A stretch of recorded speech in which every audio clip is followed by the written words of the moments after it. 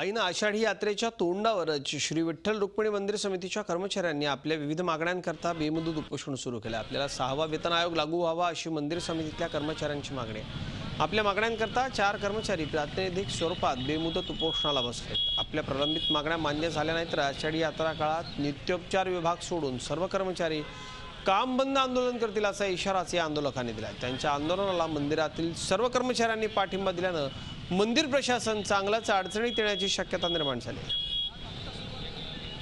महाराष्ट्र शासनाच्या सरकारी नोकराप्रमाणे मंदिर समितीला कायम सेवेमध्ये करून घेतलं पाहिजे आणि त्याप्रमाणे मंदिर समितीने अजून काही कायम करून घेतलेलं नाही। त्याबद्दल मंदिर समिती कर्मचाऱ्याच्या वतीनं आज 27 जूनपासून आमरण उपोषण करण्यात आलेलं आहे। मंदिर आषाढीमध्ये सर्व कर्मचारी काम बंद आंदोलन करतील, परंतु नित्योपचार विभाग सोडून सर्व कर्मचारी आणि विभाग प्रमुख काम बंद आंदोलन करतील, कामावर जातील परंतु काम करणार नाहीत। झी 24 तास रहा एक पाऊल पुढे।